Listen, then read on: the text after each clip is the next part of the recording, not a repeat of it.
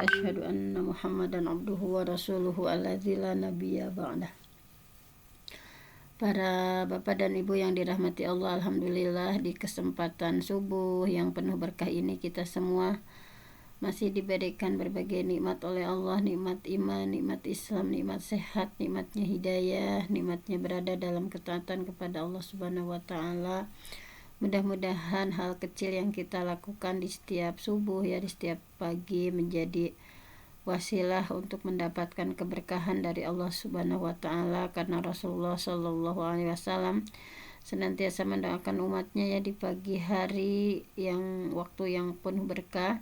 Allahumma barik li ummati fi bukuriha, ya Allah berkahilah umatku di setiap subuhnya, di setiap paginya. Mudah-mudahan hal kecil yang kita lakukan di setiap subuh setelah melakukan berbagai aktivitas yang mulai dari qiyamul lailnya, kemudian tilawah, juga sholat subuh dengan berbarengan dengan berbagai aktivitas di rumah, juga sambil mendengarkan kajian ya, mudah-mudahan apa yang kita lakukan ini salah satu ahabbul a'mal ilallah, amal yang paling Allah cintai karena kita melakukannya dengan rutin ya. Adwa muha wa inqala, dirutinkan walaupun hanya sebentar, dan kajian kita pun membahas hal-hal yang sederhana di seputar kita. Nah, mudah-mudahan kita berharap dan berdoa kepada Allah dengan diberikan ya setiap pagi itu bertambah ya, Allahumma inni as'aluka ilman nafi'a. Ini doa yang setiap pagi dibaca oleh Nabi ya. Allahumma ya Allah inni as'aluka, sesungguhnya aku mohon kepadamu ilman nafi'a, ilmu yang bermanfaat. Kita mengkaji ya, mencari ilmu di setiap harinya, memohon untuk diberikan ilmu yang bermanfaat. Allahumma inni as'aluka ilman nafi'a wa rizqan thayyiba, dan kita memohon kepada Allah rezeki yang baik ya, wa amalan mutaqabbala, dan amal yang diterima. Mudah-mudahan seluruh ikhtiar kita ya, kita beramal solih, berupaya keras mendekatkan diri kepada Allah. Nah, itu semua mendapatkan magfirah, berkah dan ridha dari Allah Subhanahu wa taala. Dan untuk hari ini kita akan sama-sama membahas mengenai qada dan qadar ya. Nah, insyaallah di sini sudah ada buku ya, salah satu buku tentang kupas tuntas qada dan qadar. Nah, sudah terlihat bahwa bab qada dan qadar ini adalah di sini ya sifat. Nah, salah satu sifat Allah itu adalah berkehendak ya. Di antara sifat Allah pokoknya melakukan apa saja. Nah, apa saja ya, Allah itu berkehendak untuk melakukan apa saja. Nah, sehingga dalam Quran surah Hud ayat 107, a'udzubillahi minasyaitonirrajim, inna, sesungguhnya rabbaka, Tuhan kalian, fa'al. Fa'al itu pelaksana ya, pelaksana. Jadi fa'al kita sudah tahu ya dengan wazan mubalaghah ya. Sehingga di sini bahwa Allah itu apapun yang Allah lakukan, Allah bebas melakukan kehendaknya ya. Melakukan apa saja yang Allah kehendaki. Nah, inna rabbaka fa'alul lima yurid. Sesungguhnya Tuhanmu itu maha pelaksana terhadap apa yang Dia kehendaki. Nah, jadi kita harus meyakini bahwa tidak ada sesuatu pun ya, bahwa sesuatu itu terjadi pasti itu semuanya kehendak dan kekuasaan dari Allah. Jadi tidak ada sesuatu pun yang muncul melainkan takdir dan pengaturan dari Allah. Nah, jadi ada yang Allah beri hidayah bagi siapa yang Allah kehendaki ya. Tidak semua Allah berikan hidayah. Nah, tapi insya Allah ya, Allah memberikan hidayah bagi yang siapa yang dikehendaki dan dengan hikmahnya, dan Allah itu nggak akan ditanya gitu ya, kenapa yang ini dikasih hidayah, kenapa yang ini enggak. Nah, Allah itu bebas melakukan apa saja gitu ya. Para makhluk yang akan ditanya, yang mas'ulah ya, akan diminta pertanggungjawaban, karena makhluk ini adalah hamba yang diatur oleh Allah Subhanahu wa taala. Nah, oleh karena itu sangat penting ya beriman kepada takdir. Ini sangat penting dan wajib ya, rukun, termasuk rukun iman yang keenam, sebagaimana Rasulullah SAW bersabda bahwa Ini rukun iman itu apa saja ya? Antuk minabillah, yaitu engkau beriman kepada Allah, wa malaikatihi, engkau beriman kepada malaikat Allah, wa kutubihi, kepada kitab-kitab Allah, wa rusulihi, dan rasul-rasul Allah, wal yaumil akhir, dan kepada hari kiamat, wa tu'mina bil qadari, dan beriman kepada takdir ya, khairihi, baik takdir baik, wa syarrihi, dan takdir buruk. Nah ini kita harus senantiasa terpatri dalam diri kita bahwa apapun yang terjadi yang menimpa kita, baik hal baik ataupun yang buruk menurut kita ya, nah itu semuanya adalah harus kita imani dengan setulus-tulusnya ya, yaitu di sini amantu bil qadari khairihi wa syarrihi halwihi wa murrihi, bahwa Rasulullah bersabda, amantu, aku beriman bil qadari, dengan takdir khairihi, takdir baik, wa syarrihi, aku beriman dengan takdir buruk, hulwihi, takdir manis, wa murrihi, dan takdir pahit. Nah, jadi di sini ya, baik dan buruk ini dilihat dari akibat ya, rasa manis, rasa pahit. Nah itu ketika mendapatkannya. Nah kalau takdir baik ketika dirasakan itu bermanfaat, kalau takdir buruk bahwa itu berbahaya atau mengganggu. Nah jadi baik kebaikan ataupun keburukan ya, itu dinisbatkan dengan hamba yang ditakdirkan serta akibat yang dirasakan. Misalnya ya kebaikan, misalnya kita diberikan oleh Allah ya ketaatan ya, kita taat sama Allah sama Rasulullah gitu ya, kita diberikan kesehatan dalam sekarang ya, kita sedang sehat walafiat gitu ya, bisa melakukan kajian, bisa melakukan berbagai aktivitas, kemudian diberikan kekayaan ya, kita bisa memenuhi segala hajat, segala kebutuhan. Nah ini takdir khair ya, kebaikan dari Allah. Nah kemudian misalnya di sisi lain Allah juga misalnya dikasih keburukan, misalnya maksiat. Nah itu juga bagian dari maksiat itu ya,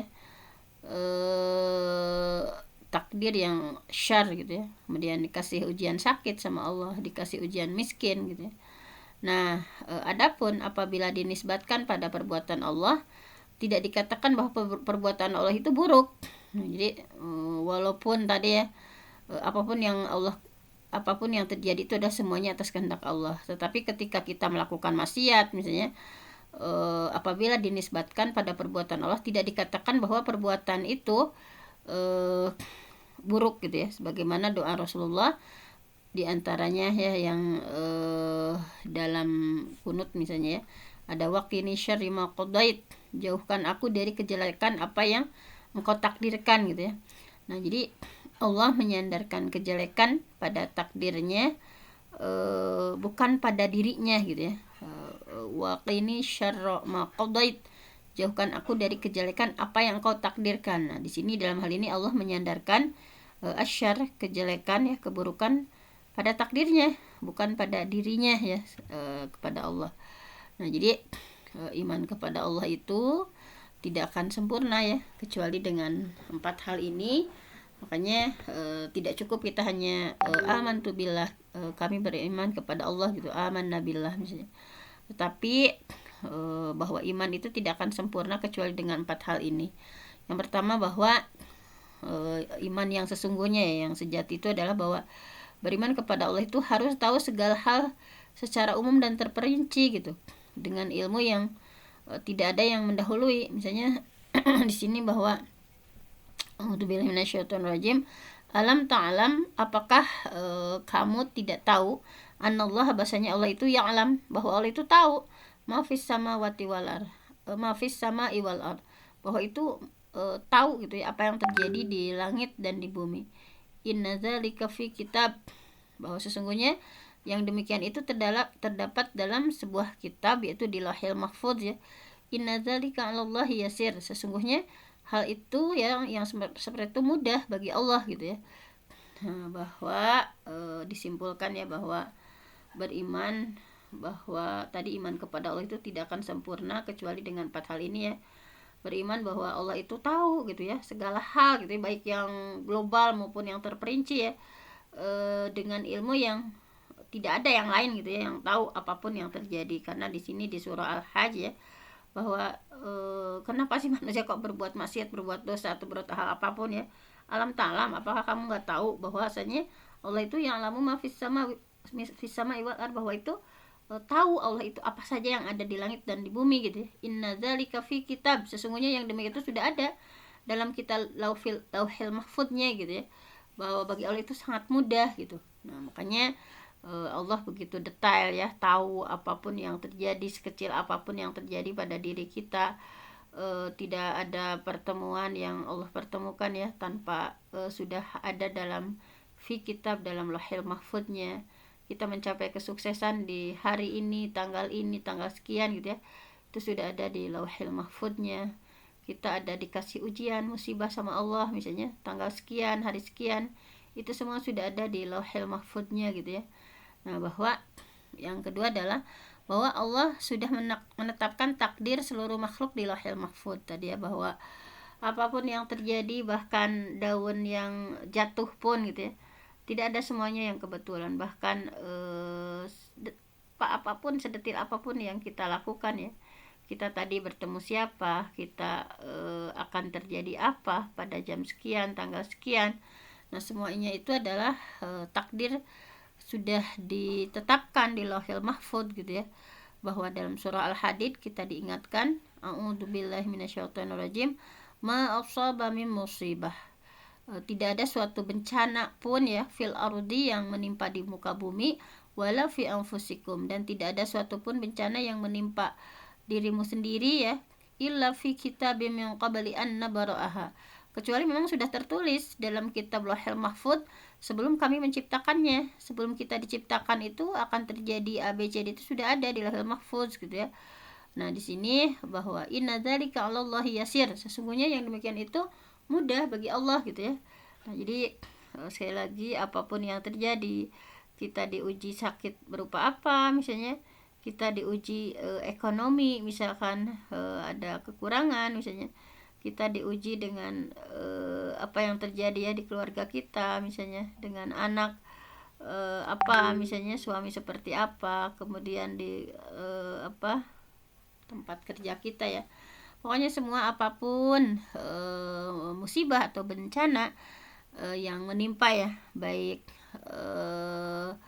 di menimpa bumi ya, kerusakan misalnya, hari ini akan ada gempa, hari ini akan ada tsunami, hari ini akan ada apapun gitu ya, semuanya bencana apapun yang menimpa bumi misalnya, hari ini ujuk-ujuk misalkan, wah ternyata di kota ini terjadi tsunami, terjadi banjir, terjadi apapun gitu ya, dan juga apapun bencana yang menimpa diri seseorang ya misalnya, oh tiba-tiba dia hari ini tuh sakit, oh kemudian hari ini dia naik jabatan, oh dia hari ini dia dipromosikan, oh ternyata hari ini dia dipecat atau seperti apa. Nah semuanya itu bencana apapun yang menimpa bumi ataupun diri seseorang itu semuanya sudah tertulis dalam kitab lauhil mahfud sebelum Allah menciptakan makhluknya gitu ya.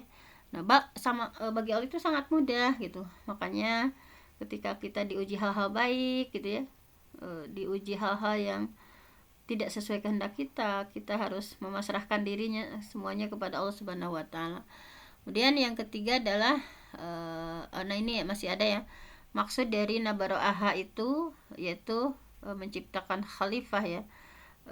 Demikian juga Rasulullah menguatkan bahwa innallaha, sesungguhnya Allah, qaddara, sesungguhnya Allah itu qaddara, sudah menentukan takdir ya al-khalqi, makhluknya, qabla ayyakhluqas samawati wal ardh, sebelum Allah ciptakan langit dan bumi itu takdir tiap orang itu sudah Allah tentukan bi khamsina alfasana. Jadi dengan sebelum, jadi Allah itu sudah menentukan seluruh takdir makhluk Allah ya, si A, si B, si C, si D itu kapan meninggalnya, kapan lahirnya, kemudian hal baik apa yang terjadi di tanggal sekian, di bulan sekian.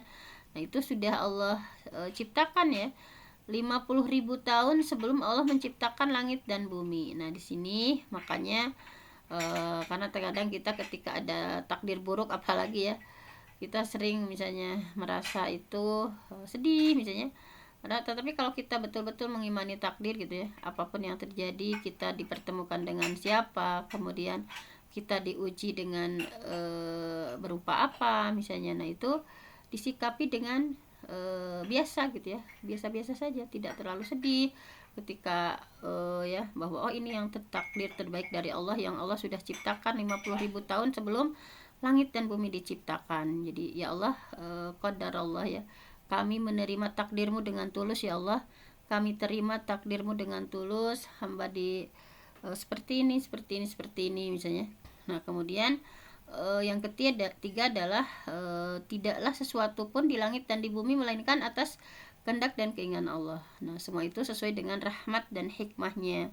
Nah Allah kasih hidayah ya kepada siapa saja yang Allah kehendaki dengan rahmat Allah gitu ya, dan Allah pun sesatkan orang yang Allah kehendaki dengan hikmahnya, dengan pengetahuannya gitu ya. Jadi Allah itu tidak akan ditanya kenapa misalnya si ini dikasih hidayah, kenapa si ini enggak misalnya. Nah ini Allah itu begitu kuasa tadi, fa'alul lima yurid. Nah ini para makhluk kita nih, para makhluk yang akan mas'ula, diminta pertanggungjawaban di apa yang terjadi. Sesungguhnya itu sesungguhnya bi'ayunina, atas ilmu Allah ya, ada hikmah di baliknya gitu ya. Nah tadi bahwa inna kulla syai'in khalaqnahu biqadar, sesungguhnya kami menciptakan segala sesuatu itu dengan kadarnya gitu ya, dengan ketentuannya, dengan takdirnya gitu ya. Di surah Al-Qamar diingatkan bahwa Allah juga berfirman di surah Al-An'am ya, bahwa a'udzubillahi minasyaitonirrajim, famay yuridillah, barang siapa yang Allah kehendaki ayah diahu, jadi Allah itu berkehendak ya kepada seseorang, memberikan hidayah, memberikan petunjuk, yasyarah sadarah, pasti dia melapangkan dadanya ya untuk mau masuk Islam gitu. Wa may yurid ayyudillahu, dan barang siapa yang Allah kehendaki yudillah, kesesatannya, jadi Allah menghendaki si B itu sesat gitu ya, yaj'al sadrahu dayiqan, pasti Allah akan menjadikan dadanya itu sesak, sempit gitu, ka'annama yas'adu fis sama, seolah-olah ia sedang mendaki ke langit. Jadi betul-betul seseorang mendapatkan hidayah, apakah dia masuk Islam atau enggak, atau Allah mau menyesatkan seseorang gitu ya, nah itu adalah semuanya atas kehendak Allah, bahwa kita bermohon kepada Allah ya. Ni famay yuridillah, barang siapa yang Allah berkehendak ayah diahu, untuk ngasih hidayah, ngasih bimbingan kepada seseorang ya, yashrah sadarah, bahwa pasti Allah akan melapangkan dadanya gitu ya, dipermudah gitu ya, lil Islam, untuk memeluk agama Islam, untuk melakukan berbagai ketaatan, untuk melakukan berbagai kebaikan. Yashrah sadarah, Allah itu memudahkan, melapangkan gitu ya. Tetapi sebaliknya ketika Allah menginginkan ya menyesatkan seseorang, terus menerus bergelimang dalam maksiat, misalnya terus bergelimang dalam dosa misalnya, wa may yurid ayyudillah, barang siapa yang Allah menghendaki kesesatan misalnya, terus menerus tadi bergelimang dalam maksiat ya, yaj'al sadrahu dayiqan, pasti Allah akan menjadikan orang itu sempit gitu ya, sulit untuk melakukan berbagai kebaikan, itu sulit gitu ya, untuk melakukan berbagai amal soleh itu dayiqan, Allah sulitkan gitu ya. Nah ka'annama yas'adu fis sama, seolah-olah ia sedang mendaki ke langit gitu ya. Nah persulit sama Allah gitu ya. Makanya kita mungkin sangat bersyukur ya, sangat bersyukur sama Allah. Ya Allah, terima kasih sudah yashrah sadarah gitu ya, Allah sudah melapangkan kita, ditakdirkan masuk agama Islam yang begitu sempurna, kita ditakdirkan melakukan berbagai ketaatan kepada Allah, baik itu berbagai halnya ya, misalnya sampai misalnya contoh sederhana kajian seperti ini ya, Allah mudahkan gitu, karena tidak semua Allah mudahkan gitu ya. Tadi ada yang Allah yaj'al sadrahu dayiqan, Allah jadikan hatinya itu sempit, sulit gitu ya, untuk sekedar mengaji, sekedar tilawah, sekedar qiyamul lail, sekedar hal-hal berupa ketaatan itu ada yang Allah jadikan yaj'al sadrahu dayiqan, Allah jadikan dia itu begitu sulit gitu ya, seperti akan mendaki langit gitu ya, melakukan berbagai ketaatan itu begitu disulitkan sama Allah. Nah, kita berlindung kepada Allah gitu ya atas takdir baik ataupun takdir buruk yang menimpa kita. Nah, di sini Yang keempat ya, yang keempat itu adalah bahwa segala sesuatu di langit dan bumi itu adalah makhluk Allah gitu ya. Tidak ada pencipta selain Allah dan tidak ada yang berhak disembah selain Allah. A'udzubillahi minasyaitonirrajim ya, di surah Al-Furqan kita sangat meyakinkan dalam hati kita bahwa wa khalaqa kulla syai'in faqaddarahu taqdira, bahwa dialah Allah khalaqa yang sudah menciptakan kulla syai', menciptakan segala sesuatu, faqaddarahu dan dialah Allah menetapkan taqdira, ukuran-ukuran dengan serapih-rapihnya gitu ya. Pokoknya itu sudah semuanya atas kehendak Allah dengan kenapa misalnya hidung letaknya di sini, kenapa kaki di sini, kenapa semuanya gitu ya. Wallahu khalaqakum wa ma ta'malun, dan inilah adalah wallah dan Allah khalaqakum, menciptakan kalian, wa ma ta'malun, dan apa-apa yang kalian lakukan gitu ya. Nah, di sini bahwa ada dua aliran besar ya tentang takdir ini, ada Qadariyah, ada Jabariyah. Nah, nanti kita akan sama-sama pelajari ya. Kita sebagai akidahnya Ahlus Sunnah seperti apa gitu ya. Akidah yang sesuai dengan Quran dan Sunnah itu seperti apa. Jangan sampai kita terjebak pada aliran-aliran tertentu, misalnya kayak Jabariyah, Qadariyah gitu ya, keyakinannya seperti apa. Nah, di sini bahwa takdir itu bukanlah hujah bagi pelaku maksiat atas perbuatan mereka gitu ya. Misalnya kayak aku mah ada berlaku maksiat seperti ini semuanya kehendak Allah gitu ya. Aku mencuri, ini adalah itu ya, semuanya disandarkan pada Allah. Bahwa perbuatan hamba semuanya ya, baik itu berupa ketaatan kepada Allah ya, berupa maksiat, itu adalah ciptaan Allah. Sebagaimana yang dijelaskan sebelumnya bahwa tetapi enggak boleh dijadikan hujah ya bagi pelaku maksiat. Misalnya aku mah gimana tuh, sudah ditakdirkan sama Allahnya menjadi pencuri gitu ya, menjadi orang yang durhaka misalnya. Nah, di sini ada dalil-dalil yang dikaji ya, bahwa Allah sandarkan perbuatan hamba kepadanya dan Allah jadikan sebagai bentuk usaha. Nah, jadi Allah menyandarkan ya perbuatan hambanya kepada takdir Allah, itu semua adalah diciptakan oleh Allah ya, dan Allah jadikan sebagai bentuk usaha. Nah, di sini bahwa pasti itu semuanya adalah bima tas'a ya, atas apa yang diusahakan oleh manusia itu sendiri. Bahwa al yauma tujza kullu nafsin bima kasabat, pada hari ini di hari kiamat kata Allah, tujza akan diberikan balasan, kullu nafsin setiap jiwa, bima kasabat terhadap apa yang dia usahakan. Jadi apabila ia tidak punya pilihan dan tidak punya kemampuan pada perbuatan ini, tentu tidak dinisbatkan kepadanya. Kemudian Allah juga memberikan perintah dan larangan ya. Nah, bahwa jangan dijadikan alasan aku mah tuh udah takdirnya gini, melakukan maksiat seperti ini gitu ya. Tetapi bahwa Allah juga ada dua pilihan ya. Allah dalam Quran atau dalam hadis itu ada berupa perintah, ada larangan ya kepada hamba Allah, dan tidak memberikan beban di luar kemampuan hamba. Bahwa la yukallifullah nafsan illa wus'aha, Allah itu tidak membebani seseorang melainkan sesuai dengan kesanggupan dia gitu ya, kesanggupannya gitu ya. Nah, kemudian kita juga diingatkan bahwa fattaqullah mastata'tum, bertakwalah kalian kepada Allah semampu kalian gitu ya, semampunya gitu ya.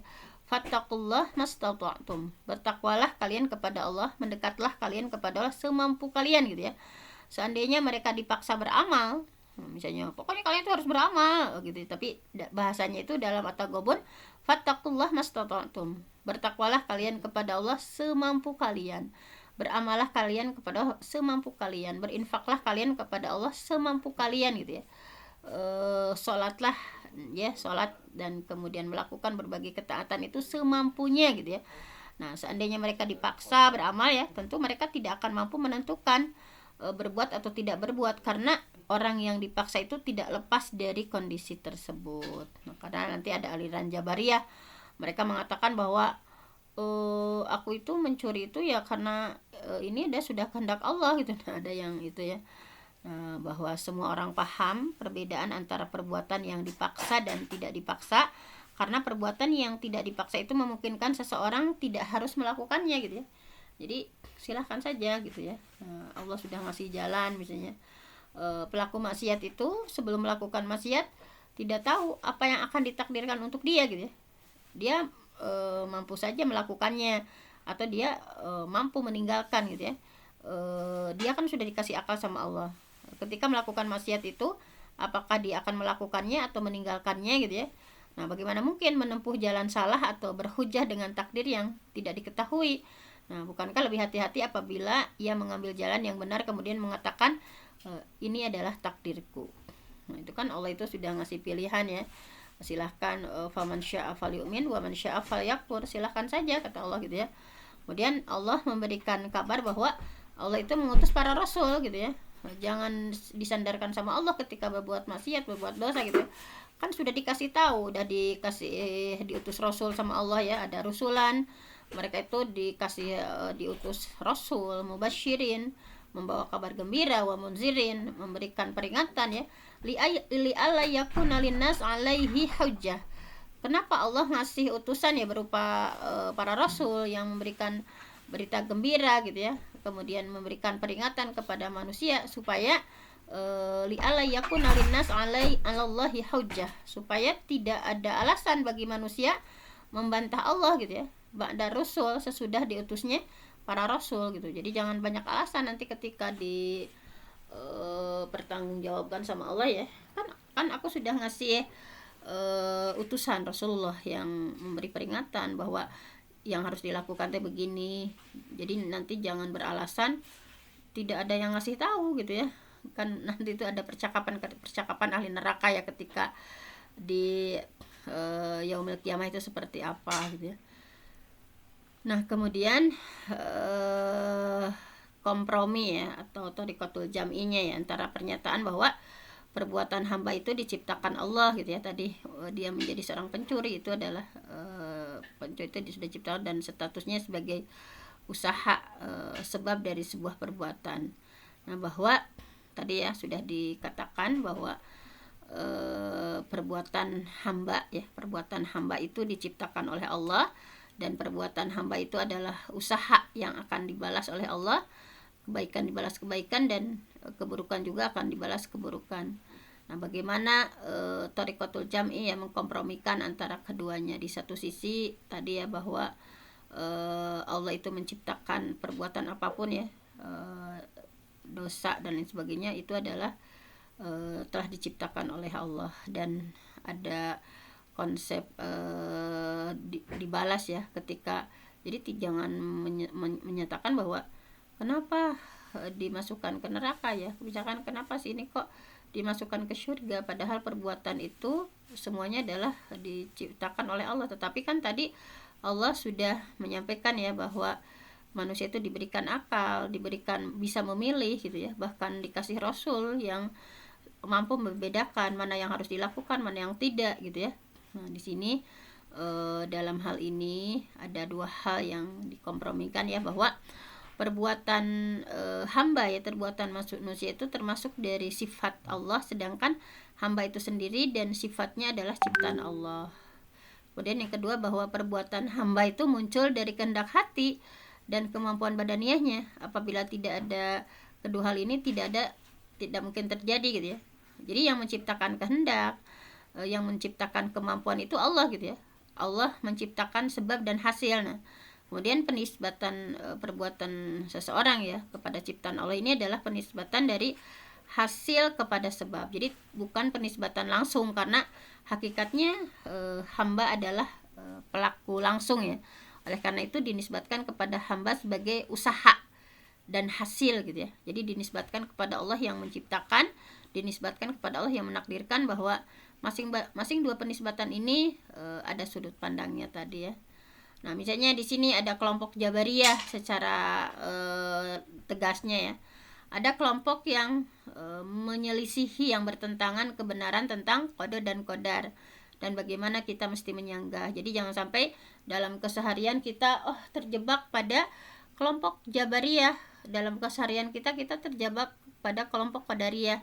Makanya kita harus memahami, misalnya di pertama adalah tentang qada qadar ini. Ada kelompok pertama al-jubru, itu terpaksa tadi ya.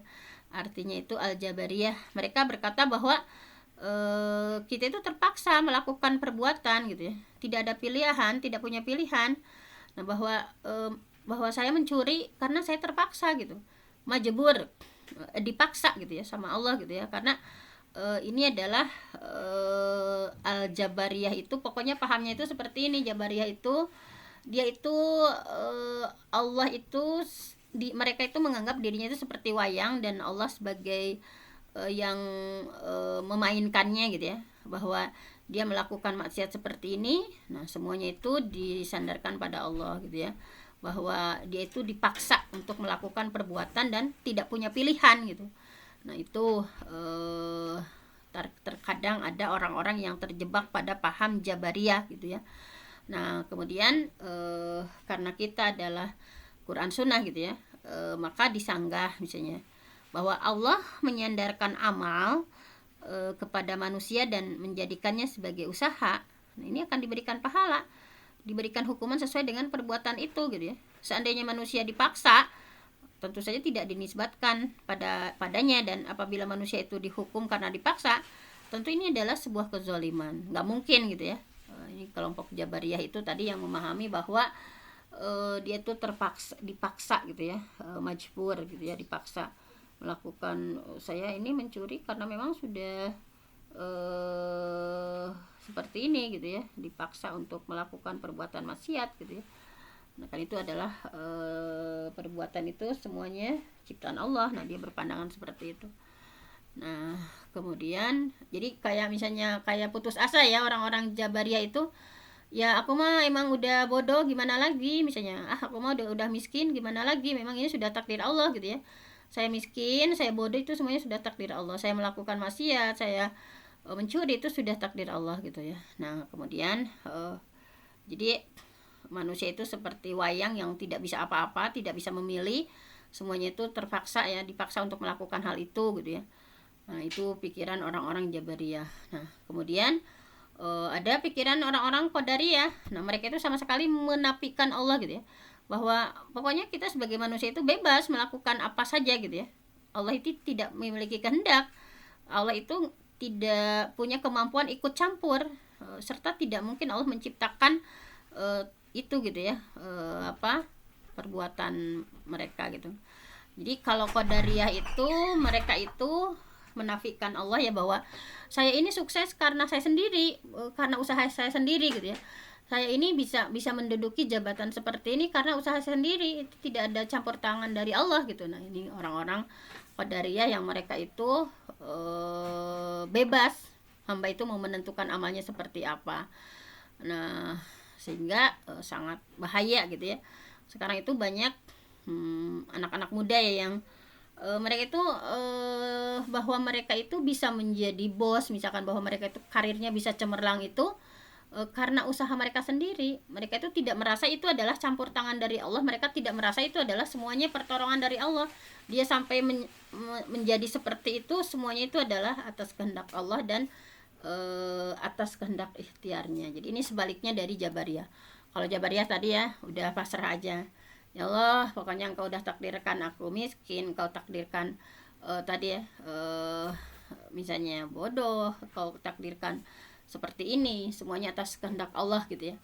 Nah, ada yang ekstrimnya yang Qadariyah tadi, bahwa saya sukses itu atas kerja keras saya. Nah, itu banyak anak-anak muda yang berpikiran ya, saya sukses seperti ini atas kerja keras saya. Nah, saya banyak mendengar ya dari orang tua yang, ya Allah kenapa gitu ya, pikiran anaknya itu sekarang misalnya itu udah keluaran pesantren, tetapi ketika dia sudah kuliah kemudian bekerja dan dia sukses, dia itu merasa bahwa kesuksesan yang dia raih itu atas kerja keras dirinya saja, karena dia merasa dirinya itu sudah berdarah-darah gitu ya, sehingga mendapatkan seperti itu. Nah, itu sangat bahaya ya. Nah, kemudian di sini ya oleh Quran Sunnah dijawab bahwa disanggah dengan dua jawaban, bahwa Allahu khaliqu Allahu khaliq kulli syai' wa huwa ala kulli syai'in wakil, bahwa Allah khaliq, Allah itu pencipta, kulli syai' ya segala sesuatu, wa huwa ala kulli syai'in wakil, dan dialah Allah yang memelihara segala sesuatu gitu. Kesuksesan kita menjadi sehat seperti ini, bahkan kita mampu untuk melakukan kajian seperti ini ya, semuanya itu adalah ada Allah sebagai pemelihara gitu ya. Bahwa di surah As-Saffat kita pun dikuatkan ya, wallahu khalaqakum wa ma ta'malun, dan Allah menciptakan kamu dan dari apa saja yang kamu kerjakan gitu ya. Nah, bahwa di sini Allah itu adalah Khalik, Allah itu raja ya, pemilik langit dan bumi. Bagaimana mungkin apa yang ada dalam kerajaannya tidak dikaitkan sama sekali dengan kehendak atau penciptaan Allah. Nah, jadi banyak sekarang itu hati-hati, jadi sehingga nanti kesana itu bisa ateis gitu ya, pikiran-pikiran seperti itu, bahwa ya saya menjadi direktur seperti ini karena saya kerja keras gitu ya. Nah, sehingga banyak yang ya tidak membutuhkan Allah gitu, nggak usah campur tangan dari Allah pun saya bisa melakukannya gitu. Nah, itu sangat bahaya sekali ya. Nah, di sini bahwa kita memahami ada macam-macam irodah ya, atau kehendak. Misalnya irodah itu ada dua ya, ada kauniyah, ada syar'iyah ya.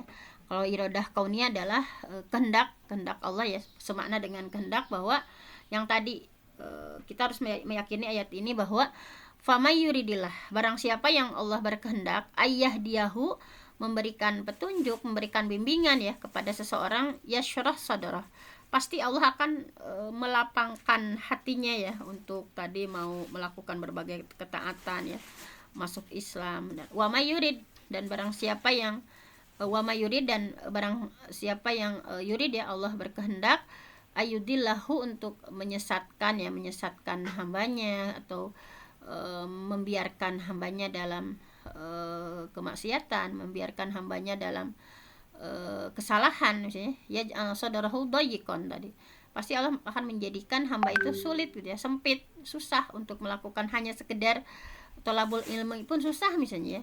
Ka'annama yas'adu fis sama kadzalika yaj'alullahu rajsa 'alal ladzina la yu'minun. Nah, ini kemudian ada iradah syar'iyah. Kalau iradah syar'iyah itu semakna dengan rasa cinta ya.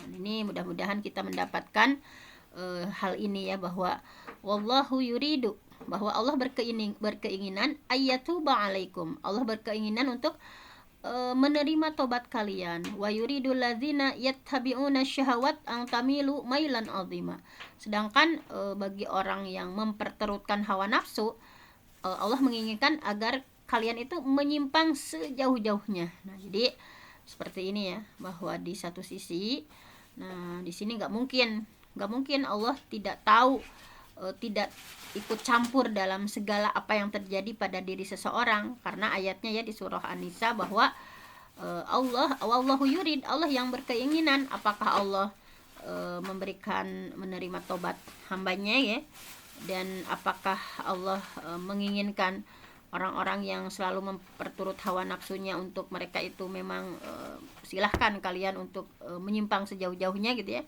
Nah, jadi perbedaan antara keduanya ya, baik itu irodah kauniyah ataupun irodah syar'iyah ya. Nah, di sini perbedaan di antara irodah kauniyah dan syar'iyah, bahwa melazimkan terjadinya hal yang ditakdirkan, tetapi tidak melazimkan bahwa yang ditakdirkan itu disukai oleh Allah gitu ya. Adapun kalau irodah syar'iyah, maka itu disukai oleh Allah tetapi tidak melazimkan itu terjadi. Nah, jadi kalau yang tadi mah melazimkan yang terjadi. Nah, ini ya tentang al-qadar tadi ya, bahwa min sifatillah annal fa'al lima yurid. Nah, bahwa di sini mengutip tadi ya secara bahasa. Nah, ini karena buku ini itu dua versi Indonesia dan versi Arab. Nah, mungkin untuk versi Arabnya tidak akan cukup ya waktu untuk kita membahasnya. Ini sama persis kayak tadi ya, bahwa fala yakhruju syai'an iradatihi wa sultanihi wa la yasduru syai'in illa bi taqdirihi wa tadbirihi biyadihi malakutus samawat wal ard. Ini sama ya, yang ke bawahnya itu semuanya. Pokoknya wal iman bil qadari itu adalah wajibun. Ini adalah wajib ya, salah satu rukun iman yang 6 tadi. Nah, mungkin itu saja renungan kita hari ini. Mudah-mudahan setelah kita merenungkan ya tentang qada qadar ini, kita semakin bijaksana ya dalam menghadapi berbagai apa yang terjadi di hadapan kita ya.